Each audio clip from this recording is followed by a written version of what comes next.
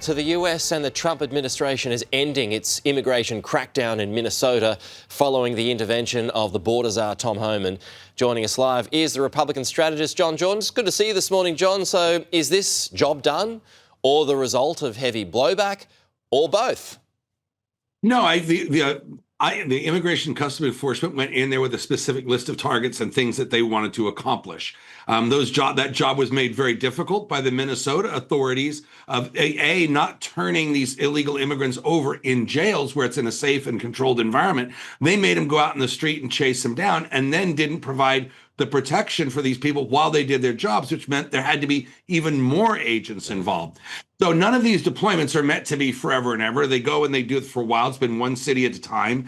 Agents will remain there because immigration enforcement never stops. It's not a climb down. It's just this operation stops, and to prosecute the fraud and a lot of the agitators that committed federal crimes during the obstruction of ICE's operations. Yeah, I mean, there has been those well-noted deaths that took place that we've discussed multiple times. But in hindsight, do you think it was successful? Yeah, I mean, anytime you can remove criminal illegal aliens from the streets, that's success. That is success.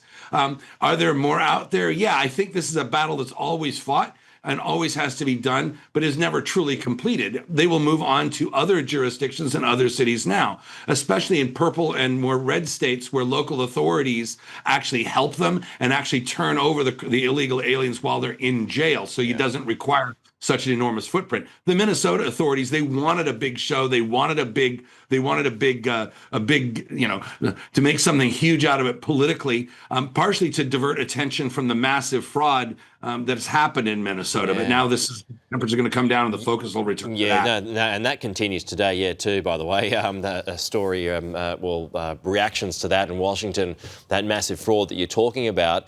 There's also, I mean, you've got the midterms later on this year too, right? So, I mean, you've got particularly Democrat states that are going to be pushing back against Trump and ICE, etc., for their own political purposes.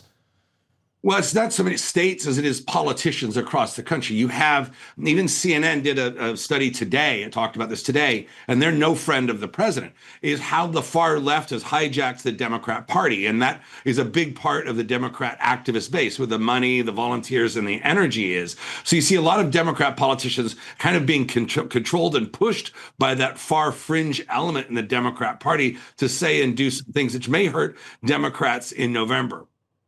Where do you think this program heads next? I mean, you just sort of hinted that earlier. Where does it head next? Well, they'll be going into other cities, and they have been major operations, immigration enforcement operations in other cities, but in states that where the law enforcement actually local law enforcement cooperates with federal agents, which is for 200 years been the norm, you don't see such a big media spectacle. In this case, Tim Walz and the Minnesota Democrats, they needed that for political reasons, so that's kind of why it happened. Now, on an ongoing basis, there will be focused, targeted big operations, but there will still be ICE operations in Minneapolis. There's still an ICE office there. It will still happen. It will happen in a more low key way, especially since Tim Walz, the governor of Minnesota, and Ellison, the attorney general, did capitulate to the Trump administration in saying that they would turn over criminal illegal aliens inside the jails, which is far safer for everybody. Less manpower. It's in a controlled environment, and it's safer for the public. How do you see the midterms going, John, at this stage? Well, I'll tell you what, I come on here, obviously I'm a Republican strategist, but I try to call it right down the middle. So I will wager this, that what is going to decide the midterms is two things: the economy and how well that performs, although the signs for Republicans are promising in that, but it needs to get a lot better, and it will in 9 months. The next thing, there'll be some event. There'll be some black swan thing that happens between now and November that we don't know about yet that is really going to shape it.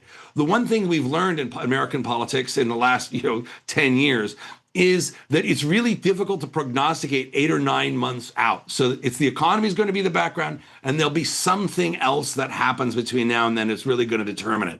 But we'll look back on February and November and realize that now we really didn't understand the battlefield in which the midterm elections will be fought. Usually, at the end of a second term, if things don't go well in the midterms, you're getting into lame duck territory. That would usually apply, but Donald Trump, as we know, is a different political animal. Will it apply to him? Well, it depends on how the midterms go, right? So unless one party, the Republicans, gain a lot of seats, right, and then have a larger majority, and this could happen. I don't think it's the most likely possibility right now, but it could happen. Then it's easier to govern and push through legislation. But no matter which party's in charge, when they have a very small majority of only 2 or 3 seats, you always get some members that are going to be difficult and try to hold the whole thing hostage. And the Democrats had that problem, and the Republicans having that problem to a degree too. And that's just the nature when you have 1 or 2 members that decide they want this, that, or the other thing, and can gum up the whole works. Yeah. In any event, no matter what happens in the midterms, President Trump will almost certainly retain control of the Senate. That means he can confirm his nominees and will still have the enormous power of the executive branch, regardless of who controls the House of Representatives. But it's a long 9 months, and it's going to be fun to see, interesting to see how this all turns out and how the current intervening events affect the midterms. Good stuff. It's good stuff. As always, John Jordan, thank you so much.